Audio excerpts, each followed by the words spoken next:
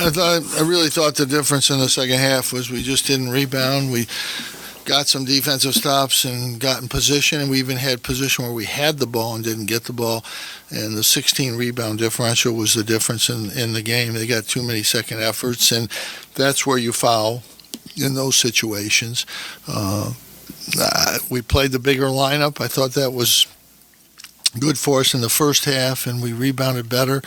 The second half, we just didn't, and they had a smaller lineup out there, and we just didn't get the ball. Did Elijah Hughes' fouls early take him out of the flow? I don't know. He allowed himself to be taken out when he got back in. The first time he did nothing, and then he just showed nothing. He was not. He still cannot make plays off the dribble, and you have to do that when you're being guarded that closely. And he just didn't do that. We're not getting any penetration from our guards making plays. O'Shea made the best plays today of anybody. And, Tyus and Frank are averaging like about 1 assist a piece in these losses. And, we need them to be able to get in there and, if they don't score, make a play. And, they're veteran guys. We need them to play better. Welcome to the Cuse Militia Podcast with those two unapologetically biased, orange-blooded homers, Sean and Joe. What's up, Cuse Nation? Thanks for tuning in to the Cuse Militia Podcast with Sean and Joe. If you like it, please subscribe. The universal handle for the socials is at Cuse Militia. Go there, join the militia. We are the only Syracuse sports podcast centered around giving you, the fans, a voice. So, the Orange with another second half collapse. They got outscored 43-24 in the second half by Clemson after leading in the first. Syracuse falls to 19-12 overall, 10-8 in ACC play. And just like that, the regular season is over. And all we can do now is go ahead and look ahead to the ACC tournament and hope that we can make a little noise in these next two tournaments coming up. We'll wrap up the show with a look at the ACC tournament. But first, get your 5% off of any ticket anywhere. The ACC tournaments in Charlotte, you need tickets, go to Tix Blitz. Tix Blitz is the official ticket provider for the Armchair Media Network. And unlike other ticketing providers that sneak in all the extra fees and unexplained service charges, at Tix Blitz, the price you see is the price you pay. Unnecessary fees should not prevent you from seeing the sporting event or concert of your choosing. So go to TixBlitz.com, enter the promo code Armchair at checkout, and receive 5% off your total ticket purchase. That's TixBlitz.com, promo code Armchair. Tix Blitz, guaranteed seats, guaranteed emotions. So Monday night or Tuesday, we're going to be dropping another Q-Story episode, special episode that we already recorded. So we tried to keep it as short as possible. So we did? We did. Yes, you were there. Well, you were there. no. You should know, too, because you're the reason it went long. What? But anyway, That's preposterous. Oh, my God. This guy. I'm like, let's keep it around 30, 35 minutes. I think we can do it. Hour later. Stop. But such an over-exaggerator. But that'll come out Tuesday. It was fun to do. It's kind of long. I think it's like 50-something minutes. But anyway. Is it? Yeah, it's not terrible. Well, so be on the lookout for that. Of course, when you talked about a 6 overtime game. That's right. So, well, let's get right into this here. Another flat second half, I mentioned, of offense for Syracuse. It does them in. They were leading at the half again by 7. And then over 10 minutes without scoring in the second half, Clemson went on a 14-0 run, and that would be it for the Orange pretty much. For whatever reason, it takes an act of Congress to get all these veteran players playing up to their potential at the same time. It's always one guy standout. You don't have these 2 guys standout games, 3 guys standout games out of these veterans. It's just so frustrating. I mean, Brissett, who's been on the struggle bus the past few games, he actually led the Orange in scoring with 15. He had 7 rebounds. He was 5 for 5 from the line. I mean, where's this been all year? It's like, what the freak is going on? Buddy Boeheim followed up Brissett with 11 points, but he was only 2 for 7 from deep. Battle's struggles continued. He went 3 for 11 from the field, 3 from 6 for the line, and he only got 10 points. Battle has scored just 21 points, 8 of 30. That's 26.7% in the last 2 games. Hughes was a non-factor. He had a big goose egg in the box score. He got in foul trouble early. I think he only played like 11 minutes. He got up only 2 shots, And in this 5-game stretch where he scored double figures comes to an end against Clemson. The Orange, decent from the line, 13-17, 76.5%, 37.5% from the field, and 31.6% from distance. Syracuse is not a good rebounding team. May have been an understatement in this game. We got killed on the boards, 45-30. Visible frustration across the board from the Syracuse team, the bench, the players, the coaches, and you have to wonder, Joe, at this point, it's late. Are they all of a sudden going to turn it on late? Can they turn it on late? I mean, what's going on? And we finished regular season. Now it's win and go home. Syracuse is looking right now, if they play like this, they're looking at 2 more games. They're looking at 2 more games. You can, you could say that. I think, yeah. Side note. I'm sorry. Side note. Howard, by the way, in the last 5 games is shooting 28.2%, 11-39. I mean, stuff like that. It's not going to get it done. And then you got Brissett finally stepping up. There's never a consistency with the veteran players on the floor. They can't all be clicking at the same time. It's always one guy, and then everybody else struggles. If we get the one guy. You know what I'm saying? And we obviously, our offense, we've struggled. In this second half, you saw it worse than I've seen it in a little while. Just running into each other. People, they couldn't. They were bringing their defenders into where people were trying to go, and their spacing was awful. And again, you talked about the assists. It's just teams when they D up like that. Clemson is, I think they had the 3rd rated defense in the ACC going into that game. So they are a formidable defense. And again, we talked about all the things coming in up to this game that was going to give, Clemson motivation to do what they did yesterday. Right. They had motivation, senior day, and they needed to win. Senior day, revenge, they needed to win. Yes. I don't think that they thought that they played good when they came into the Dome earlier in the year, and Marquise Reed, I think, was only his 2nd or 3rd game back from a sprained knee where he missed a bunch of games, and I don't think he felt that he played that good, and I think he redeemed himself yesterday for sure. He started slow too, and still overcame that. Right, and again, when you look at these teams, they'll just by the numbers next to their name, and sometimes some people don't delve into how close this could be completely different with the wins that Clemson could have pulled off, like we talked about in the pregame. 3 out of their 4 last losses, it was combined, I think, by 4 points. So, they lost a buzzer beater earlier. One of those being UNC, too. They almost beat UNC at home. Right. They had 2 1-point games. Then they lost to UNC by 2. They lost to North Carolina State earlier in these years with a buzzer beater. They're ranked ahead of us in a lot of the, net and Ken Pom and stuff like that. So they're not that bad of a team. It's just because of those couple losses and maybe not a signature win, they find themselves closer to the bubble than we do. So therefore, it looks like it was a game we should have taken. But even Vegas had us as a 5-point underdog. I forgot to do the MyBookie pick.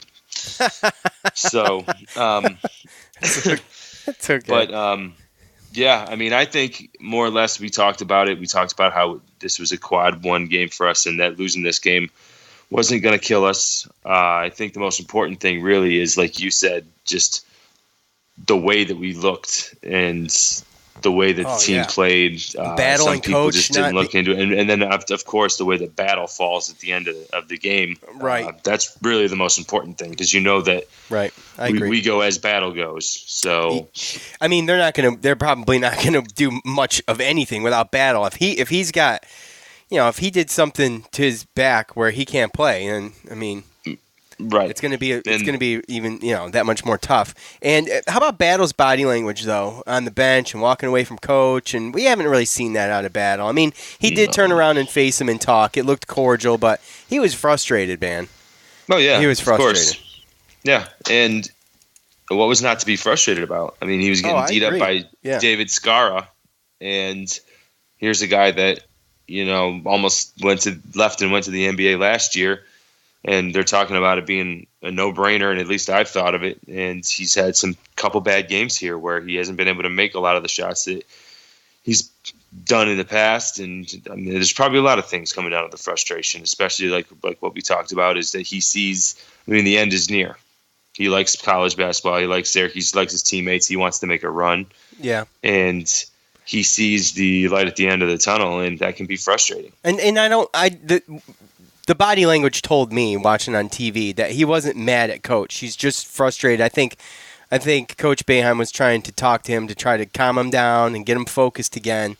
Right. That's more along the lines of what I thought it was, by the way. I didn't think it was anything internal. But it just... Well, no, it looks bad on TV, but again, I think they're both, obviously, I mean, Ty's battle is mature enough to handle the situation. Again, I think it was just a personal frustration and, maybe Coach saying something that might have just irked him at the time. And again, it's just water under the bridge. It's just a very frustrating game. I would have been frustrated too, the way that offense was playing.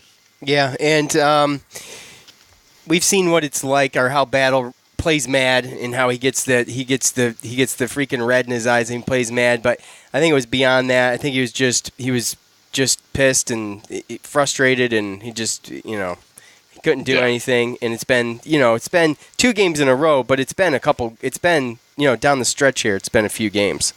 So. Yeah. Well, let's not forget too that he's a guy that he doesn't get a lot of calls for being a so-called one of the better players in the ACC and in the country. Yeah. And there's a lot of times I think over the whole season, he's just been frustrated at how physical guys can play him and not get called for things. And exactly. Yeah. So a team like Clemson fighting for that, they needed that win. So Clemson was going to sit there and push the issue until the refs did something about it, and the refs let them play, and that kind of worked to their advantage. They were really physical, and they got a lot of rebounds in the second half that I thought was really the game, just the way that they could they were all over the place, and they were dominating the boards and second chance points, and they just seemed like they were pushing us around, and they just wanted the game more. And I think overall, when you got a team that looks like that, and Ty's Battle's looking at everybody like, we don't got it right now. This isn't. I think he's more frustrated at that. Like he wanted to probably be at a certain point right now in the season, and now, like you said, getting into the point where we're going into these tournaments with one and done, and he's not liking what he sees. So yeah, I'm hoping that he's healthy. I'm hoping that he can play. Yeah, I mean, it didn't look good. Our tournament. No, it didn't look good, but he got back out there. So with the technology and the medicine and the physical therapy and all that kind of stuff, that you just hope that he's tight and he's going to be tight, and that you could just loosen it up and just do the right stuff throughout the week. We got 4 or 5 days, right? We don't play till Wednesday, so yeah. All right. Well, you want to do some fan feedback real quick? Yeah. All right. Sure. It's time to hear from you, the loudmouths from the Loud House, the best damn college sports fans in the nation. All right, y'all know where to go. Go to @Cuse Militia on Facebook and Twitter. I always propose a question at the end of every game, provoking your thoughts. Leave them there, and then I will sift through them, and I'll pick about 10 of them out between Facebook and Twitter, and we'll get them on the show. But before we do all that, we're going to hear from our friends over at MyBookie. Now, if you know online betting and you're familiar with it, then you know what to expect. If you're not familiar with it, make sure you check it out and see if it's right for you. But the first weekend of the NCAA tournament is the greatest betting event of the year. Whether you like filling out a bracket, picking a national champion, predicting first-round upsets, or all the above, MyBookie is a perfect home for you on March Madness. Will Zion Williamson and his teammates cement their legacy at Duke and win a title? I hope not. Can Virginia get past its loss to a 16-seed team last year? I hope not. Can Kentucky go back to the Final Four? Who cares? I don't care about Kentucky. Can Syracuse make a run in either one of these tournaments coming up? That's what I want to know, and that's what you should bet on. Well, maybe you shouldn't, actually. If you know, think about it. If you know the answers, or even if you don't, MyBookie is the place to get in on all the action. They have something for everyone, even you multiple bracket guys out there like Joe. MyBookie has been in business for years. The goal is to give you the best customer service in the business, and the best part is they pay out fast when you win. And I'm talking about 48 hours, so you can get that cash right away.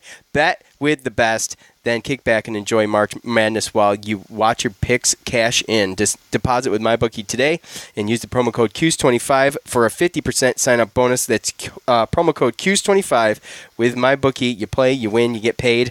All right, so I did some quick polls yesterday, and I thought they were appropriate. And so the first one, 430 votes on it. And I guess it still has time left, but we're going to do it. It's clear. Where is Battle going to play next year was the question. And coming in at 15%, at fourth, is the NBA.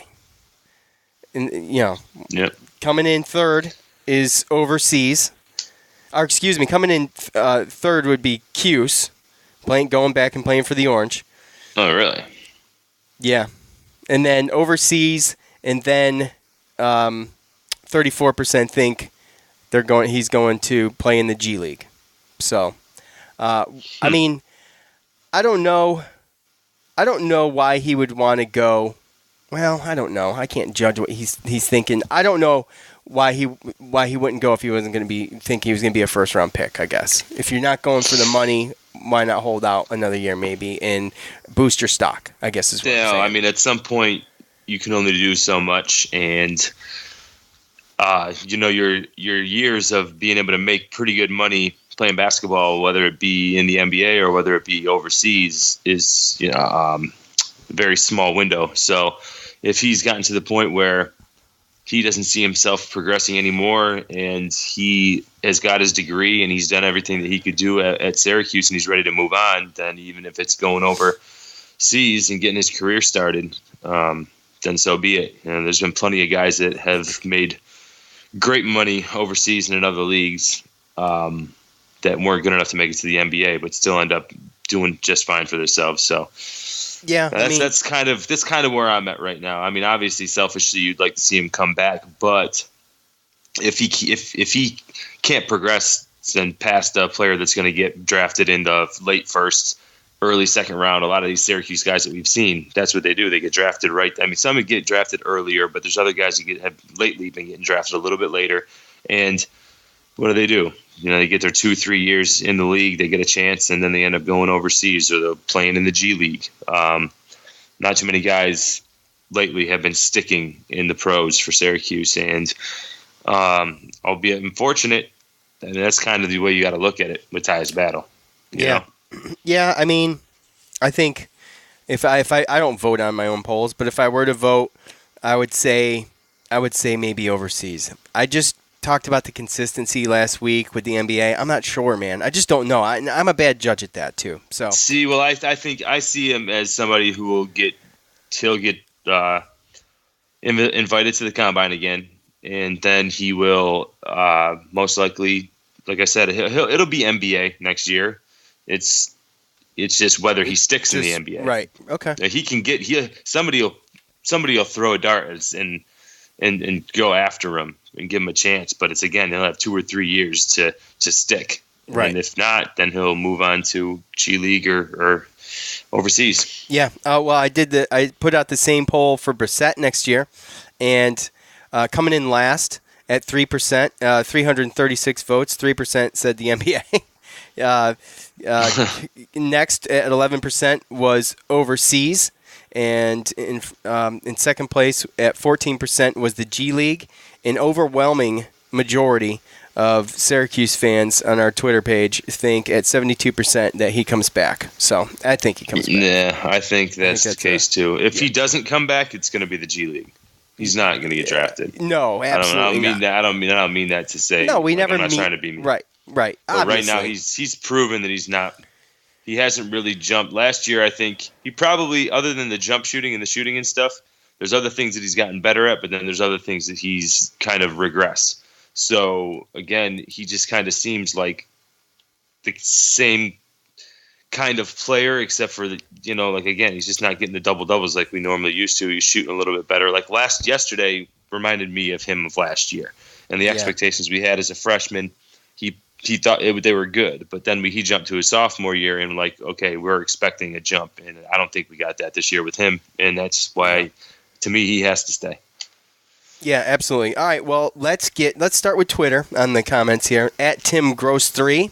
This has been going on for a few years now. I think it's obvious where the problem lies. Returning all 5 starters and you're 19-12. Come on, Jim, it's time. It's actually past time. So call for the coach's head. It's always happened. Yeah, I know. The returning 5 thing doesn't mean a whole lot unless all of those guys are like phenomenal players, and they weren't. I mean, there's no got to offense. be progression. Right. I just didn't see a lot of progression, and then we had some Frank additions. regressed. Yeah, and then we had some additions, and some people have had issues and problems with the role changes and the minute changes and just trying to put it all together. It just hasn't been easy with this group this year. Yeah, and I mean, Pascal came in yesterday. Sidibe came in yesterday. He actually played decent. I thought so. And he's played like peanuts from the past like 5 games. You know what I mean? So right. it's just freaking weird. I don't know what to say. It's sports, I guess. That's what it comes down to. At DFin01, where were the in-game adjustments? Looking like a team that wants the season to be over. Hope everyone is going to be healthy for the next game. They're referring to Tyus Battle. Well, I hope he's going to be healthy, too, for the next game. Yeah, I was on the phone with Joe, and I said, where were the adjustments to the adjustments? Like, there's nothing. Like Joe said, like you said in the beginning of the show, Joe, I mean, they're running into each other. Like, it looks like figure 8 racing out there. What are they doing? You know? Yeah.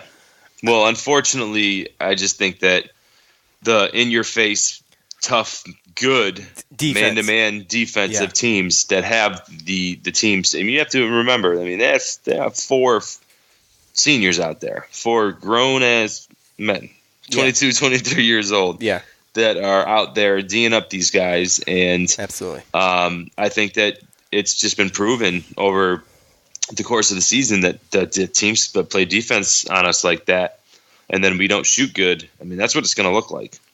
You're right. If another team makes that adjustment, and we don't have the players to make that adjustment, I mean, it comes down to offense. I think we've all seen it. I think our defense yesterday still played good enough to win. It's always been our offense. Yeah, we can't get to the hole. We couldn't get to the hole. We couldn't do anything, and then we get stuck just shooting jumpers. And if it's a good defensive team, it's contested jumpers. And if we're not hitting those, then that's what it looks like. Yeah. So I mean, they just couldn't get. 10 minutes. I think they went 0 for 14 or something like that in that 10 minutes without a bucket. No one could do anything, man.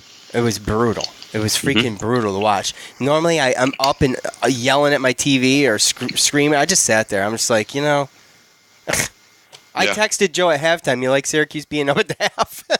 But not that really means anything, but the trends, I follow trends, and that's a trend. So, anyway, at Nick Sweetland 1, I just can't understand this team and season. They play so well at times in games, then just fall apart and look lost. They need to win the first round game in the ACC to be in for sure.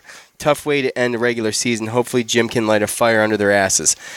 What do you think about having to win a game to get in? I mean, it would look a whole lot better winning a game in the ACC tournament. I still think, again, this could all just blow up in our faces because we don't really know. Oh, let's talk about that. Let's talk about that real quick.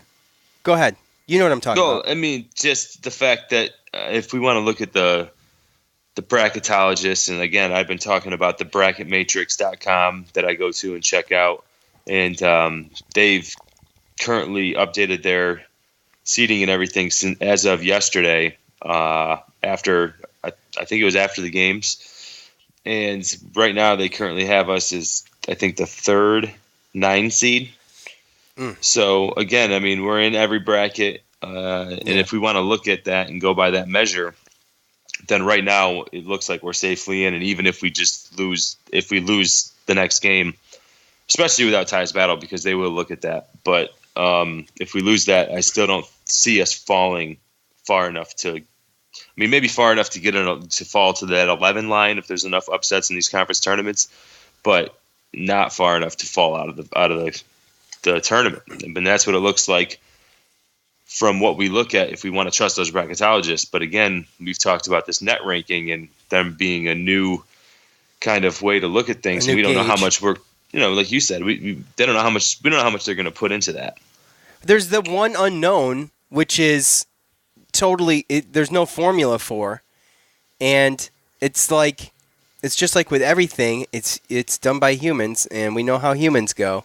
So, and we've talked about the politicking and all this and that, and the concern that Coach raised during his press conference, and an article on Syracuse.com that kind of piqued your interest a little bit in the net is that you can have a really slack non-conference schedule, and the efficiency's rated on that, not on the strength of schedule. It's just rated the efficiency of it, and it boosts you up in the net.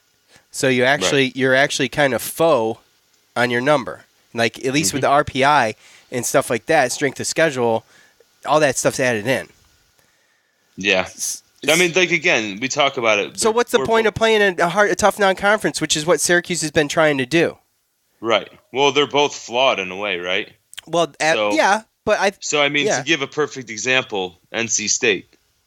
Right. Like, we just don't know where that's going to be, right? A lot of times, look at the bracket. Go ahead. I'm sorry. I was going to say, if you look at bracketmatrix.com, then right now they have NC State is the 4th 11 seed. But NC State's got a better record than us, and NC State beat us head-to-head. And when you look at the net, what are we at, 47? Something like that. I haven't checked it since Clemson. We're 46. NC State's 32. Right. So, and just put this in your mind. So right now you have some people that look at that, and NC State 32 in the net ranking, and that's what we're doing the quadrant system by this year. Right, yep. Well, now last year we did it by the RPI, correct? Yeah, RPI, yep. It's okay. So this year, right now, currently in the RPI, NC State's 103. Right, and their strength of schedule is what? Well, their non-conference strength of schedule is like in the 350s. There's only a couple. There's 353 Division I basketball teams. Right, they're like 350. They're like 350, 351. Right. So it's hard for me to see a team that, again, going by the quadrant system, like we talked about, what are we, 4-0 in quadrant 4 wins? Yeah. So, I mean, you kind of relatively want that to be low, because if you have a lot of quadrant 4 wins, then it's kind of showing you, the how many quadrant system is It's supposed to kind of show you how many games against what type of opponents, like what type of game. And what was NC State's quadrant 4 record? 10-0. So there they're 21-10. Half their wins are from quadrant 4 teams. That's gonna have to be fixed. Right, but exactly. So what does the committee go by? Because I mean, when you look at that, But again, that's not every case too, because if you look at a team like us, we're 46 in the net, 41 in RPI.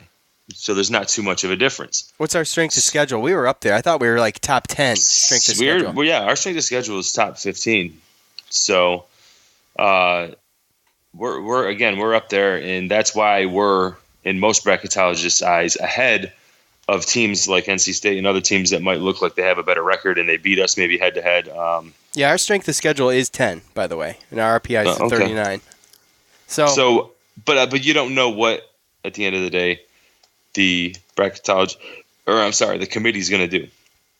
Right. You don't know how much they're going to look into the net, and obviously I don't see how a team like NC State, who's got one of the worst non-conference records in college basketball, who's got 10 other 21 wins from quadrant 4 teams, most of them most likely at home, and they're up in ranked 32nd.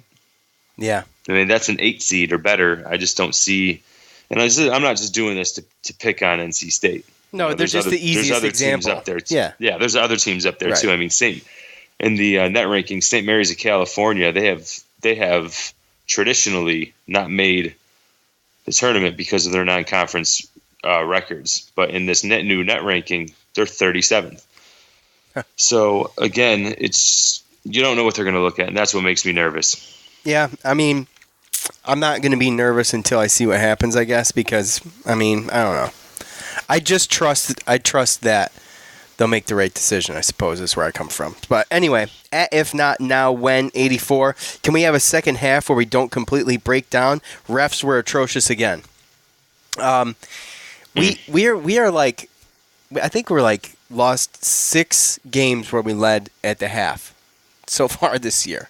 So that's it's a good chunk. But what'd you think about the refs, Joe? They let him play? Did you think it was? No, the problem is when they let people play like that, the more physical team has the upper hand.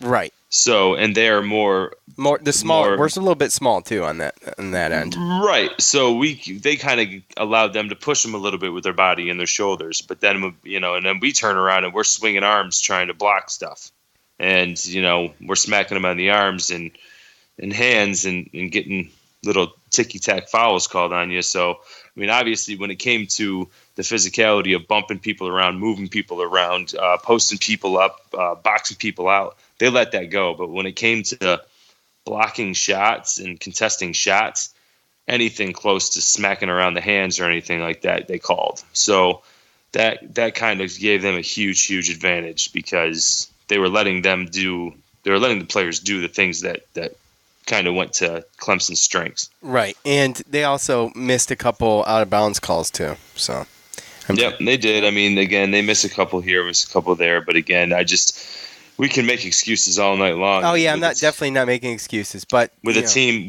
when our team plays offense like that, then it's just not good. We have to be able to go to, if we're not making outside shots, we have to be able to go to the line and get to the lane.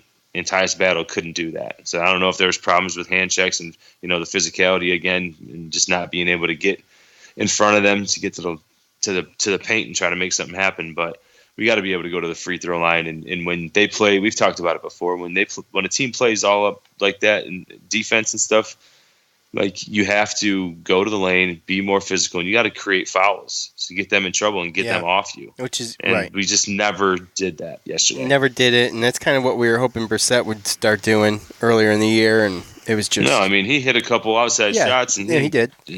He played a good game. I'm just saying, in general, that was where we wanted. That's where I wanted to see Brissett. That's why I wanted to see Brissett doing, and Tyus, both of them. Yeah. Like a game like that, Frank Howard and Tyus Battle should be able to get like 8 to 10 free throws apiece.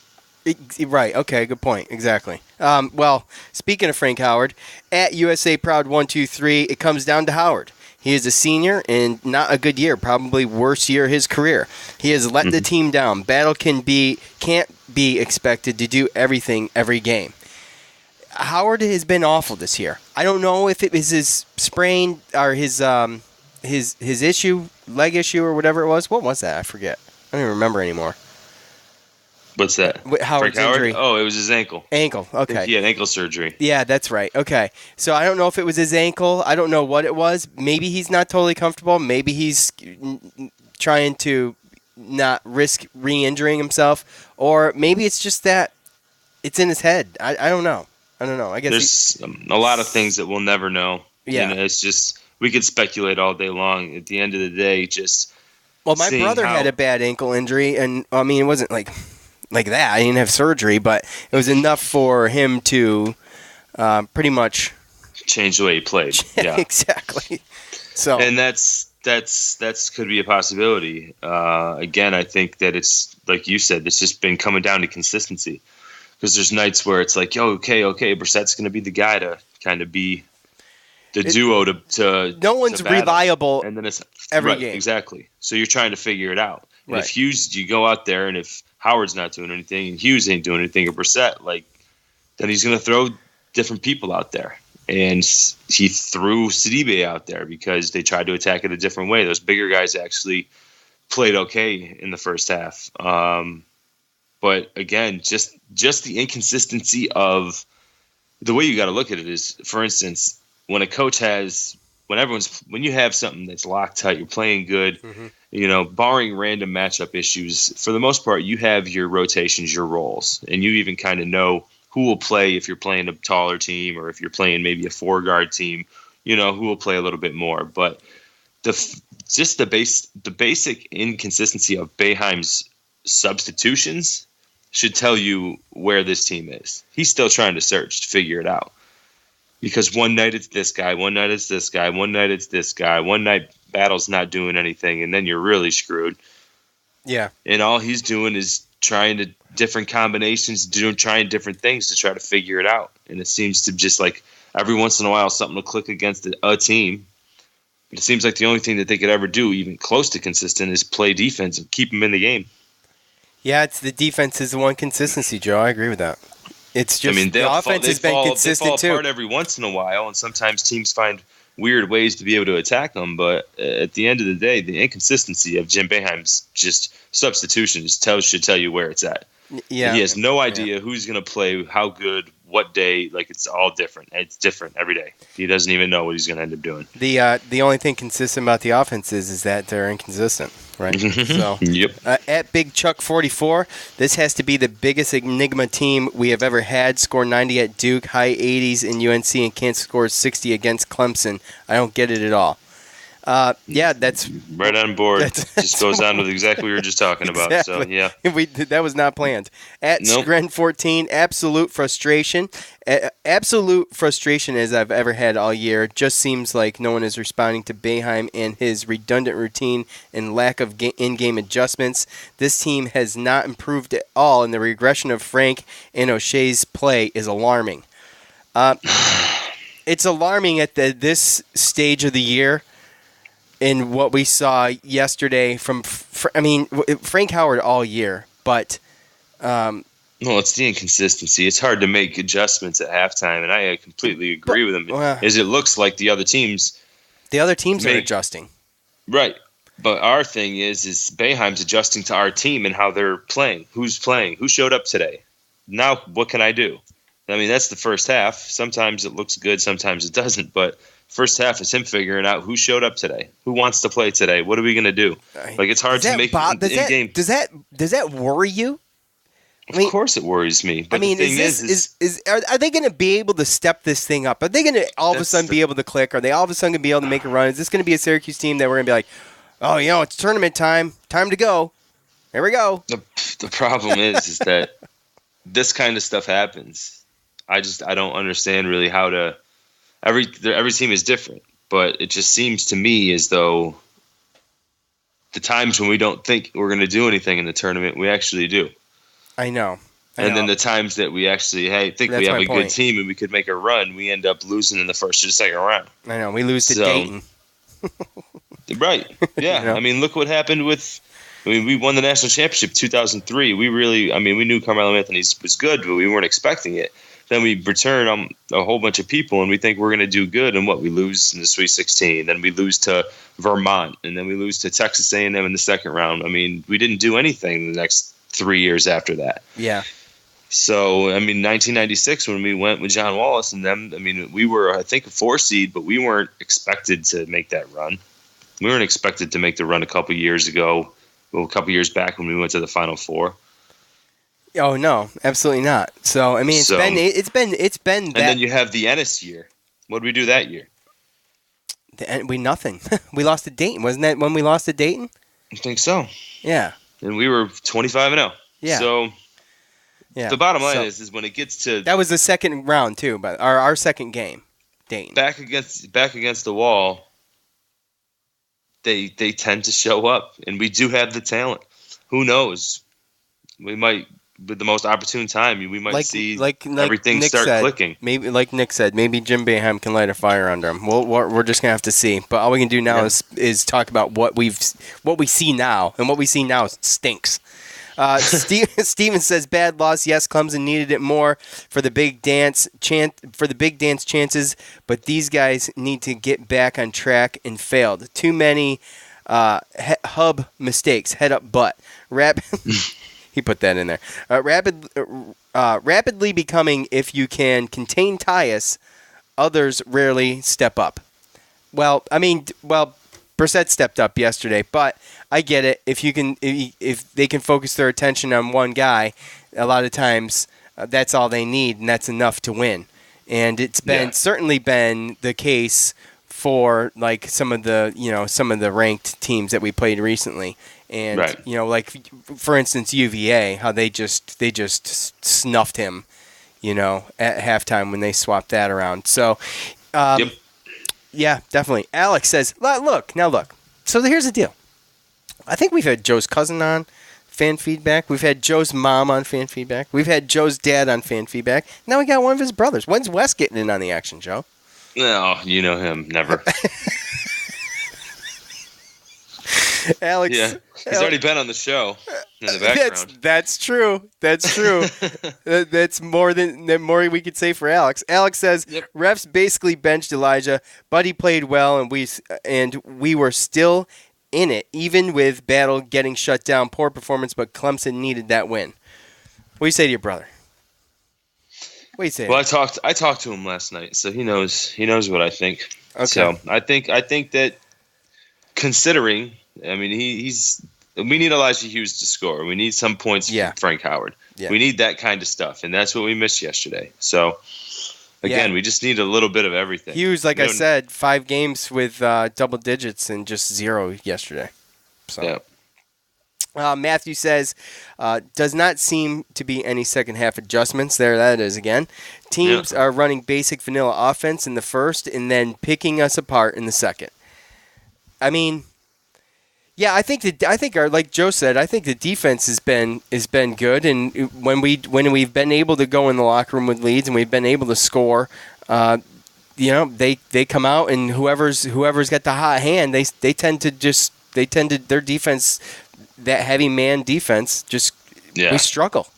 And again, and I'll say it over and over again, when you play against defenses like that, all 5 players on the court on your team need to be a threat to be able to score. Otherwise, you're going to struggle, and you're going to have to shoot lights out or have somebody just play amazing. And it's happened a couple times, but more times than not, when we play teams like that, and we have certain guys struggle, or we don't have all 5 guys being able to do something, then that's what you see. One more, real quick. I just saw this one. What would our record be if games were 20 minutes? Well, it's irrelevant, but he goes on. It might be time for Jimmy to hang it up. After 2 years without Hopkins, our offense has sucked. You know how I feel about Mike Hopkins. I love that guy. And do you think there's any truth to that about Mike Hopkins, not being there to coach some of these, especially the big guys, through some of this stuff? There could definitely be truth to that. I mean, if the bench coaches that we have right now were good enough to coach Washington, then they'd have a job being a head coach somewhere. So, true. Or if they were good enough to be a head coach, it just proves what kind of coach we had on our sideline. So obviously, you have any type of assistant coach like that that's with you, that's always going to be a plus, because it's essentially a second head coach. So obviously, if you lose a guy like that, then it's going to affect your team, no doubt. Yeah, unfortunately, and I'm buying into that, Jake. I'm buying into at least the last half of your statement there. All right, well, that's it for fan feedback. Y'all know where to go. Go to @Cuse Nation on Facebook and Twitter, and I always provoke your thoughts. Get there and leave something for us, and we'll see if you get on. All right, Joe. So the ACC tournament is going to start up when? I guess it starts up Tuesday, right? Yes, sir. And we do not have to play Tuesday, but we will have to play Wednesday. And we're going to be playing the winner of Syracuse is a 6th seed, by the way. And we're going to have to play the winner of the Pitt-Boston College game. And our game will be tipping off after 9 o'clock, which is just fantastic. And our next game, if we win, will also tip off after 9 o'clock. And our next game, if we win that, will also tip off after 9 o'clock. So, there we go. At least the third time, if we did get there, that would mean it would be a Friday night. We'd be in the semifinals, and we would have beaten Duke. So that's true. That's absolutely true. That's just, it's brutal. Obviously, I'm not going to sit there and root one way or another for between a 6 or a 7. I mean, you want to be a little bit higher, but I'm not going to lie. Looking at the teams that they're playing and where they are and the time of the games, I probably would have taken where Louisville is over us right now. Just Boston. Yeah. Well, I'd rather be where Virginia Tech is. I'd rather be right there. Oh, you're saying if you were to go down, you'd rather. We didn't have a chance to catch Virginia Tech. No, it was between us and Louisville. So right. Yeah. But it's just looking at it. I know that Georgia Tech beat us earlier in the year, but being a 7 seed right there, I mean, I'd rather get a shot at North Carolina. I think Zion's going to be back for that Duke game. So Duke's going to be 100% healthy which they haven't been either of the 2 times we've played them this year. So, and again, you have Boston College and Pitt, who they're 11 and the 14th seed, and we beat them 2 times this year. So it's not easy to beat a team 3 times. No, so, it's not. It's and not easy. Of course, to we don't beat. even know how battle's going to be, and 9 o'clock. Well, so we're gonna have to play Pitt or Boston College. Which one would you rather play?